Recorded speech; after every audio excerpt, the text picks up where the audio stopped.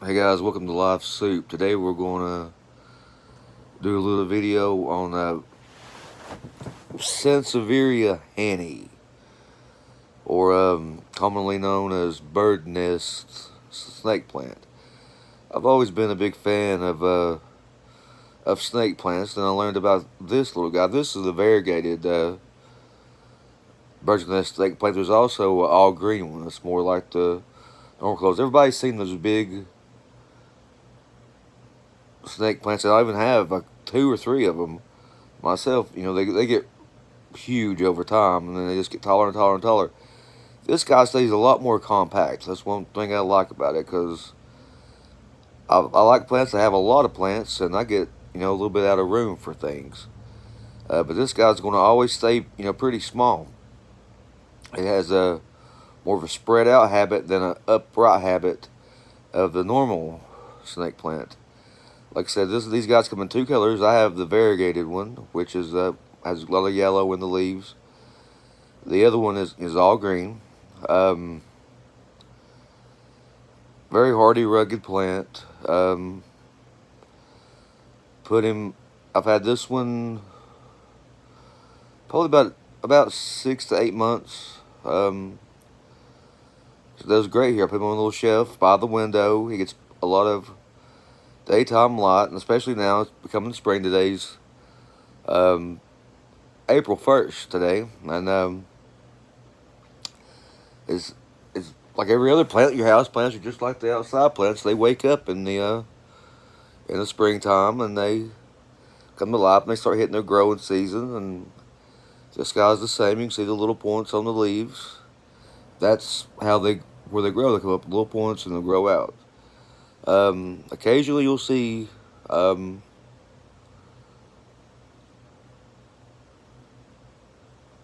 a very rarely. It happens. Seems like it happened a lot to people I know this year. The state plants will bloom, and they do bloom. And when they bloom, they're beautiful. But that's a very rare thing when they're in a house in containers. But it does happen. Um, this plant, like all snake plants, does like to dry out. It don't like to be overwatered. The biggest killer of people with snake plants of any kind is overwatering them. Uh, Snake plants like a well drained soil, and they don't like to be watered too much. Myself, I water mine once a month. I just watered this one yesterday, the 31st, whatever. Today's the 1st. I won't water it again until May. Period. Not another drop. They don't like to be overwatered.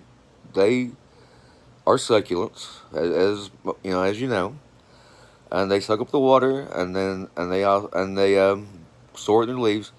They also have tubers that underground that they store the water and nutrients in. So they don't need a lot of excess water, because they store their water and they use it when the plant needs it.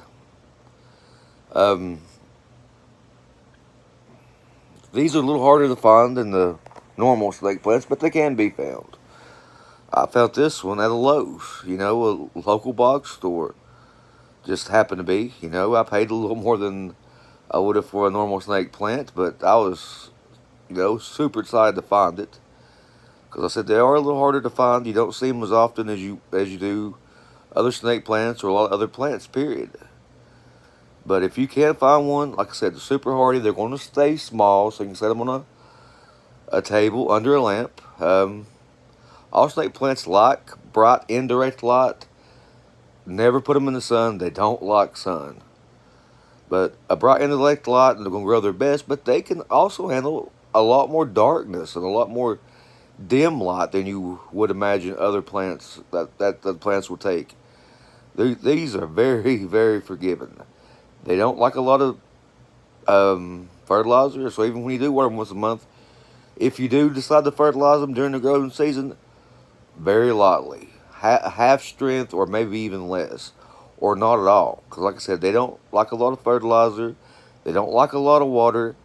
These are the type of plants that want you to leave them alone. Put them somewhere where they get enough light and just leave them alone.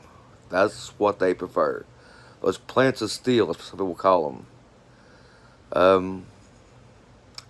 But this one I would definitely recommend. He's tough as nails. He sits there as a trooper and collects a lot from that window every day, and he just sits there and he's happy as can be. I would definitely recommend this one. Like I said, we'll try out some making some more videos. I hope some of you guys go to my Facebook page, Live Sloop on Facebook. And just getting this channel started. This is my first video I've actually put on the channel. I put one up from my personal channel on there, but this is the first one that actually just a Live Sloop video. I'm gonna start doing a lot more videos, but always listen to my podcast anywhere you can find podcasts. Stitcher, Anchor. Anchor's my source. I go through Anchor, so you know I listen to it on Anchor. But you can hear it on Stitcher. You can hear it on Spotify, Google Podcasts, Apple Podcasts. Basically, almost anywhere you listen to your podcast, I'm going to be there. Live Sloop, definitely take a listen to my podcast. I welcome y'all guys in there. I do videos. I do podcasts about a little bit of everything. So I'm going to do videos about a little bit of everything. I'm going to try to keep everything connected together. There's a Facebook page. There's a podcast. And now there's this channel I'm adding to the mix.